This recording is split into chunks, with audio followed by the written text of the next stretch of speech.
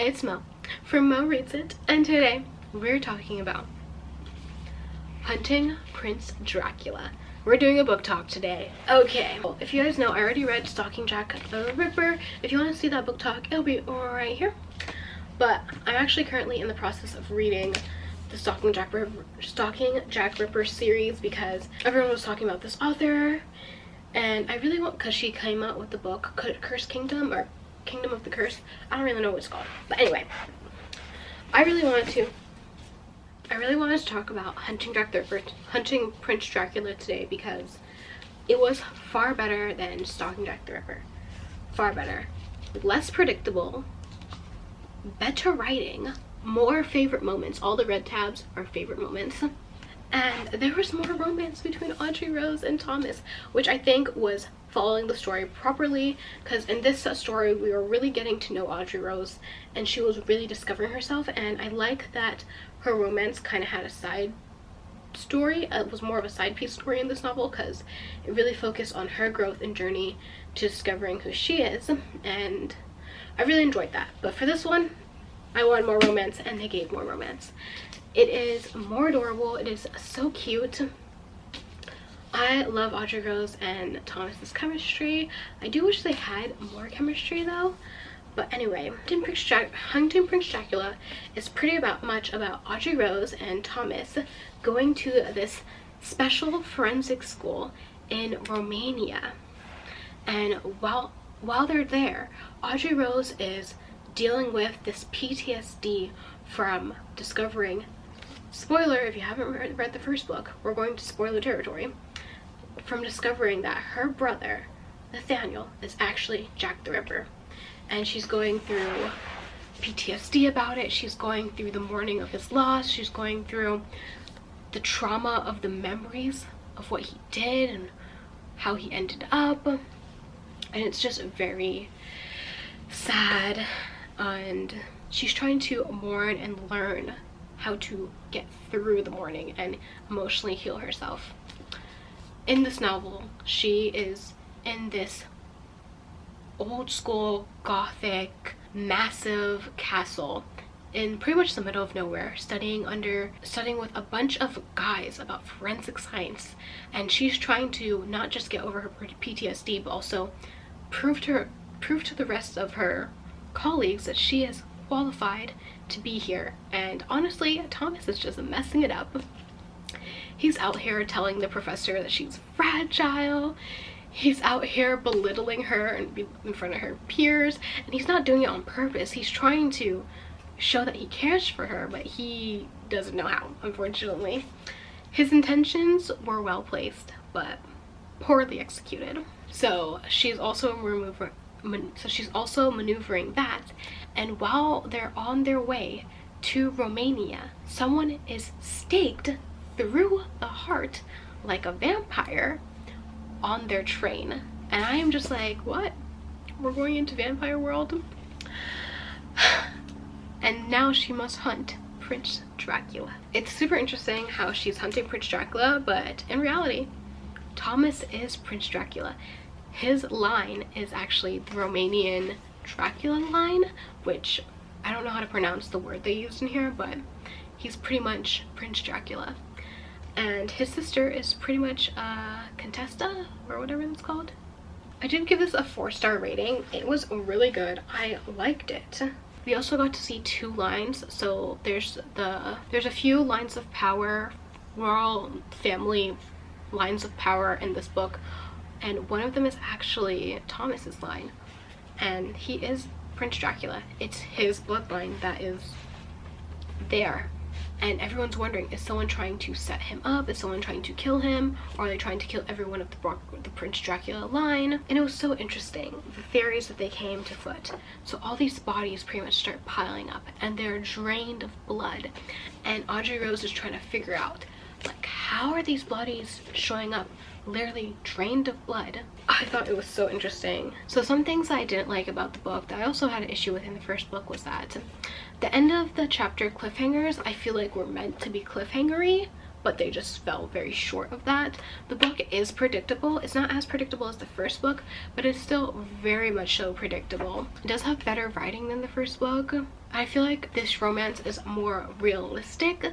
Like, Audrey Rose genuinely gets mad at Thomas and genuinely spends time away from him, and Thomas genuinely makes mistakes in trying to build a relationship between him and Audrey Rose, and it genuinely falls apart.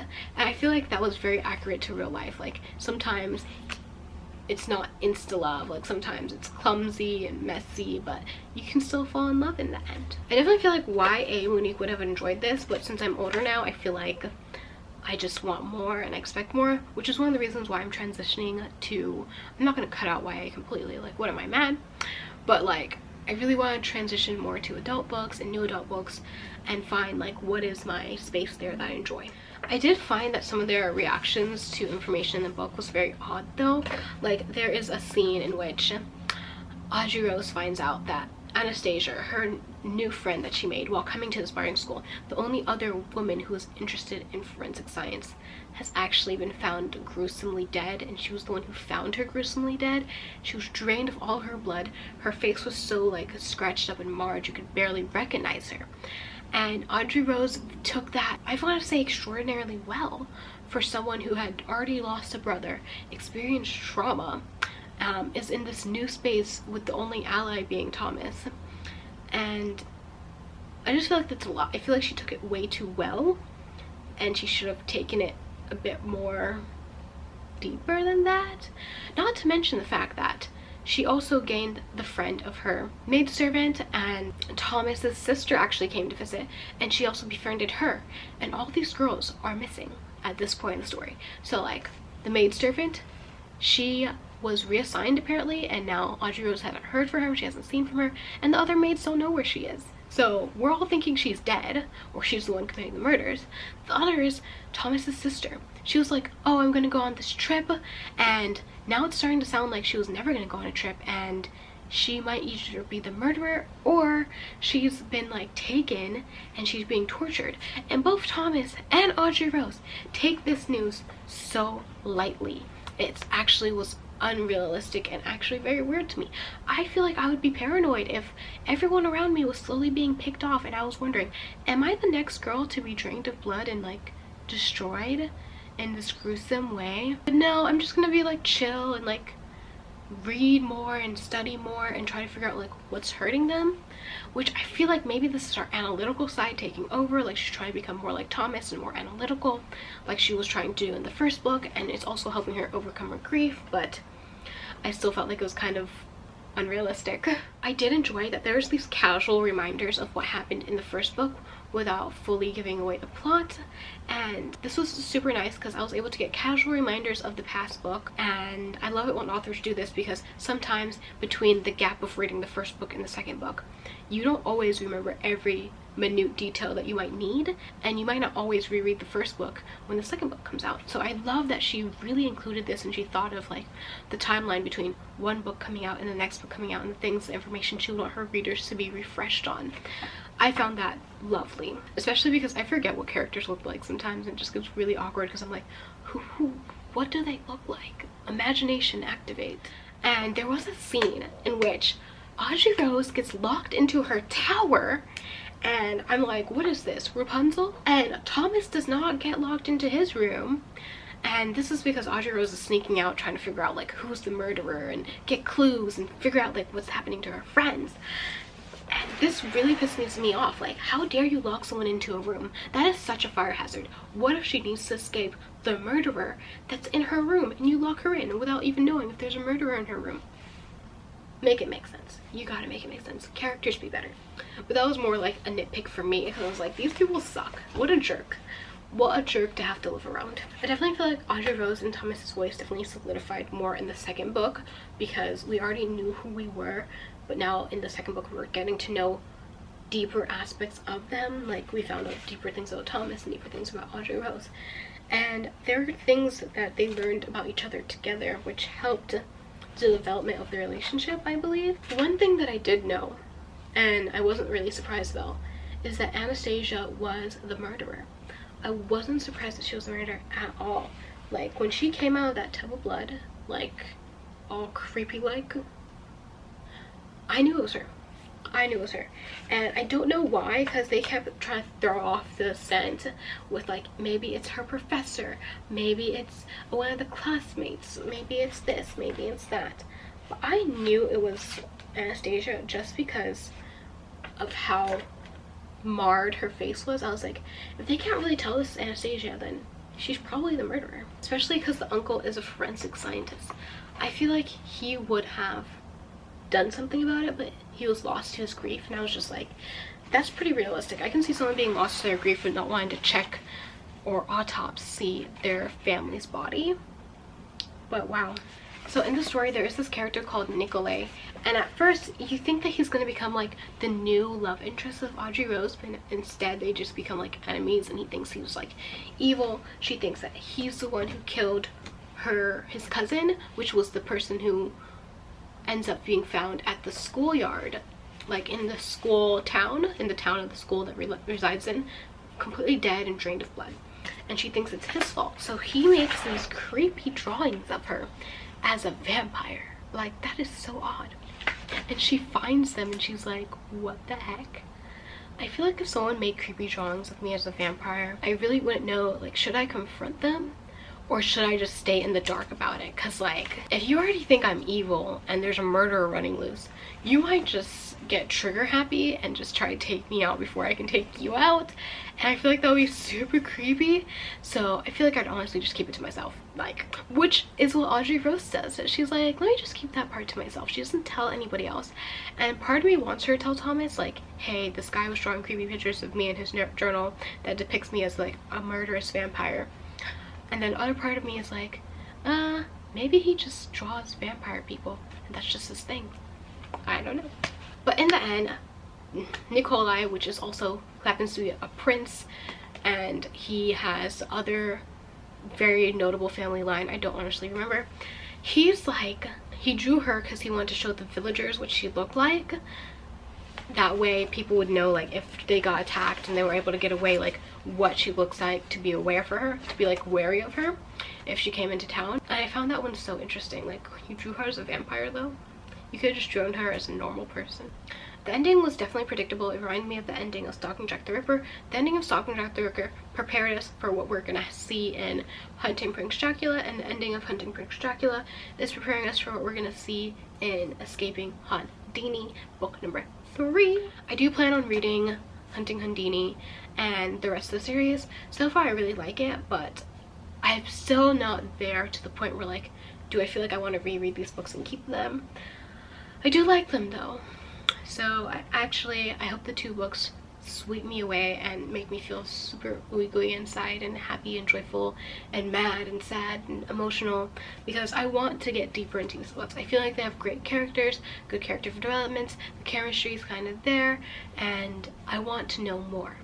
Oh, I actually love like how Audrey Rose pretty much went to college. Like, she grew into herself at her Romanian school. She learned how to overcome her grief and embrace herself as the type of society woman that she wants to be, not like what society tells her to be. Like, what is her special place in her heart where she accepts society and herself, which I thought was very interesting. And I thought it was very much college-like. Like, you go, you discover yourself, you get over some of your issues, you discover new issues, you figure out like who you want to be and where you want to be, and your boundary lines of what you're willing to do and what you're not willing to do. And I thought that was very cool. She pretty much went to college and had like her own story montage. I'm honestly going to assume that Thomas will propose in the next book, but I'm not sure. I really am not. I feel like the romance has been building and building, and I do like this trickling effect romance, especially since the books aren't that big. It makes sense, and I like that Audrey Rose's story is still Audrey Rose's story regardless of the romance in her life. I do enjoy how close Audrey Rose and Thomas are getting, but I do want more substance from them. I want more. I feel like this book was very much a tease for what the relationship could be, and there was lots of teasing these cute adorable moments, but they never actually happened fully. And It was just like this whole giant tease. Oh my gosh, one of the weirdest scenes in this book is after like pretty much going through the sewage to escape this death room and almost drowning in it. Disgusting. I think it's Thomas. Thomas licks the blood off of his finger after he gets injured, and I'm just like, you just like slooshed around in like sewage water underneath like a very old castle, so that's like built up sewagey stuff. And this is a place where forensics happen, so there's probably like in like, you know, disposal of, I don't know, organs, and I don't know. I have no idea what the disposal practices were back in the day for these things, but it just seemed very gross to me and unhygienic, and I think he should have known better. He's in forensic sciences. He knows science. And even though I expected Anastasia but didn't expect her at the same time, it wasn't as satisfying finding out that she was the Dracula this book was looking for this entire time, because I just felt like it didn't click in me. It didn't bring in the ooh or the ah out of. They were like, oh, okay, she killed them. She killed all of them. She's just a mass murderer. And she's kind of crazy. Cool. That's the emotion that it got out of me, and I really wish I had more deeper emotions about it, but I just don't. And I hope in the third book I do have more deeper emotions about who was revealed to be the whodunit in the book. And as far as a whodunit book goes, it's not as suspenseful or as mysterious as I really wish it would have been, but I still really liked the book. I enjoyed it. I did thought we would have more scenes and more deeper relationship with Prince Nikolai with Audrey Rose, just to like figure out how they are as friends or competitive classmates or whatever the case may be, but I feel like it just never really got to that part, and it really should have. And the last thing that I really enjoyed about this book is that I love that Audrey Rose was not actually accepted to the school in the end. At the beginning of the book, they're like, you have to pass the last assessment of class to be like accepted into the program full time. No one's accepted. This is just like a trial run pretty much. And Audrey Rose wasn't accepted, and even though she figured out who the murderer was and solved the whole mystery, and I really like that because it shows very real life and realistic attributes to like, you can do everything right, you can do everything perfect, but it doesn't mean you're gonna get the job or get accepted or do all the things you set out to do. And I like that she handled that with grace and elegance, and she was like, okay, I'm on to my next adventure. I'm not gonna dawdle on this. I know who I am, I know what I did, and I'm just gonna keep it moving. And I really like that. Super realistic, and I think YA readers reading this could totally relate to that, because you might not get into the college you applied to. You might not pass your SAT with your highest score, but that's okay. There are so many other doors like left. Even though I did think that we'd see more Manu, I call him Manud, even though I thought we were gonna see more of him, because he kept having like these quirks towards Audrey Rose and the way he talked to her and the way he looked at her, so I thought we'd get deeper into his character. We never did. I just felt like I was maybe reading into things. I don't know.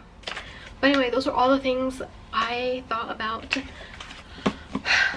Hunting Prince Dracula. I thought it was good. I'm definitely gonna move on to book 3. I'm excited to, and I look forward to hopefully becoming a new series fun. I feel like each book is getting better, so I have high hopes for book number 3, and I will be doing a book talk for book number 3 too, so whenever it's up, be sure to subscribe to see when it goes up. And don't forget, I'm here every Friday, so don't forget to subscribe, and I'll see you on Friday. Have a great day. Bye.